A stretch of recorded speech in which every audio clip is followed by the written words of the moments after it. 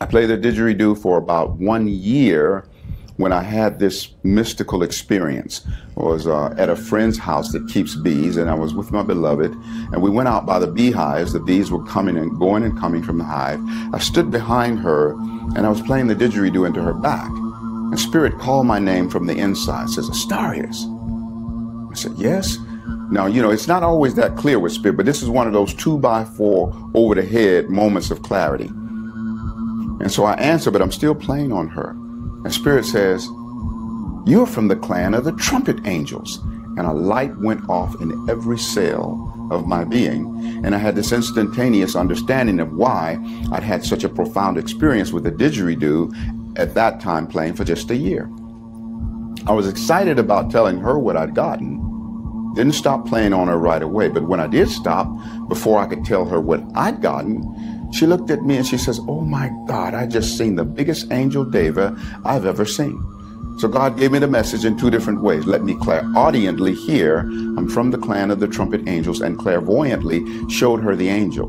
So all of the things that I do with sacred sound is by virtue of my clan. And the clan of the trumpet angels are a clan of angels who are the keepers of all the sacred sounds, you know, all of the instruments. They taught me that prior to the didgeridoo being passed to the tribal aborigines of Australia, you know, prior to any material expression of the didgeridoo, the clan of the trumpet angels are the keeper of that.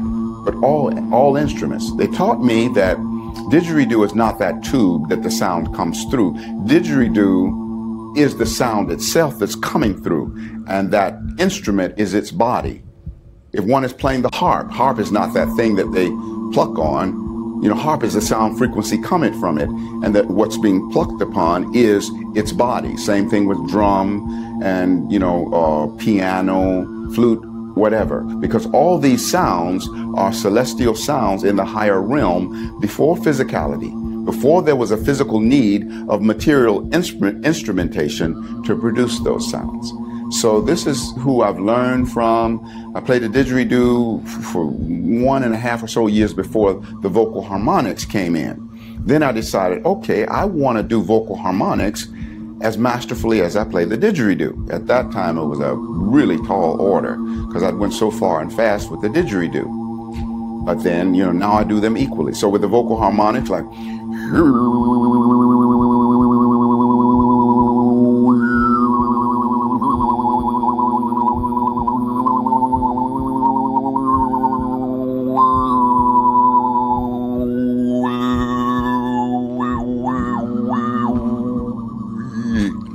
that's producing simultaneous highs and lows with one voice. The highs represent heaven and the lows represent earth. So it's then creating a marriage of heaven and earth in the cells of the body. Now, sound is the primordial first cause. You know, as in the scripture, it says, in the beginning was the Word, and the Word was God, and the Word was with God. Well, the Word is also resonant with sound. You know, sound is the frequency by which all things have found their way into being. You see, and so sound is so powerful in that it has a foot in both dimensions simultaneously. It has a foot in the realm of spirit. You can't grab a handful of it and say, I got a handful of this sound. See, so it's definitely of spirit, and it also has a foot in the physical realm because you can hear it with a physical ear. So it is a liaison between the physical and the non-physical. You know, when I produce sound, it's carrier waves of consciousness that trigger a remembering of that which we've forgotten about, the absoluteness of our selfhood. See, we came into this physical experience, and we are that part of God that chose to take on the experiment of coming into the flesh and even tasting of forgetfulness. We even knew when we were on those higher planes, getting ready to come into physicality, we're probably going to forget who we are. We knew it.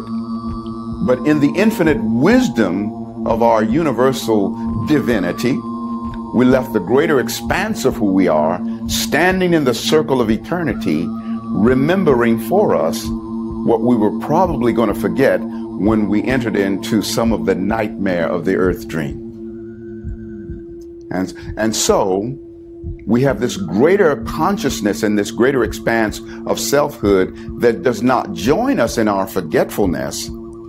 And yet, when we wake up and remember, then that greater expanse of who we are becomes more expanded and more glorified. So that's the gift that we give to Source, to God, Goddess Absolute, the gift of the empowerment of championing through the physical experience. And so God is even more glorified when we wake up and remember. And also we give the gift of being our own version of Creator, our own version of the universe. See, I think God, Goddess has a huge appetite to experience His, herself in multitudinous ways, through multitudinous beings.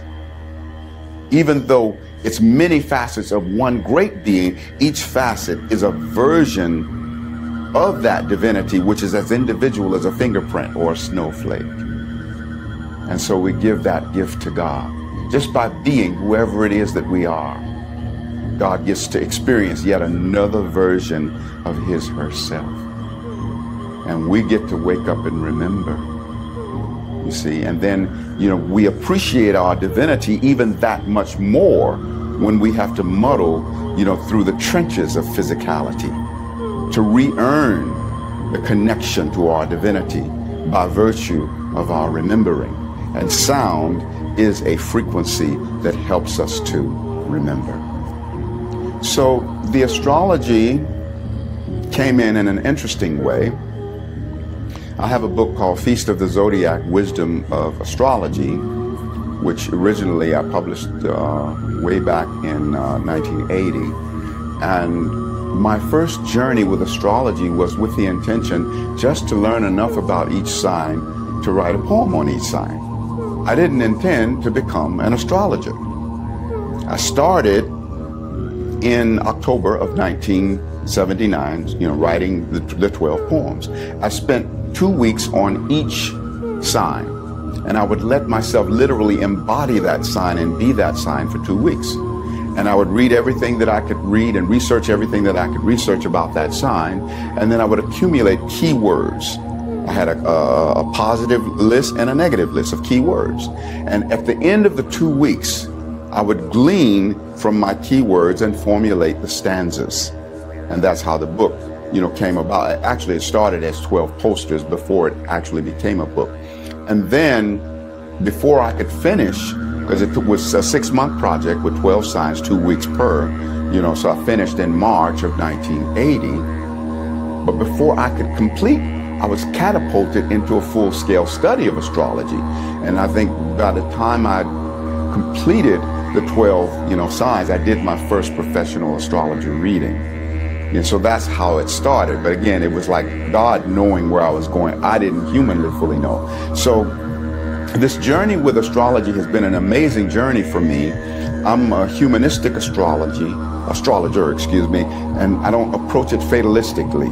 Many astrologers and readers, psychic readers, will approach things in such a way that they give fatalistic predictions and never share with a person about their capacity to transcend that negative or horrible possibility.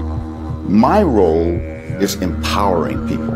And I recognize that astrology is a reflection or a way in which we can study the process of sowing and reaping, you see. And so, it's a reflection of the cause and effect of our lives. The grace and mercy of God, however, is a law above and beyond cause and effect. So no matter what we see, we can always transcend. So I use astrology as a map. We can discover facets of the personality, what one is brought into this lifetime. We can discover, probabilities of circumstances that will be happening for them. But wherever we see, character traits that are not wholesome for them, or possible circumstances that wouldn't be present or pleasant, we look for how do we transcend it. See, so my approach is very solution oriented.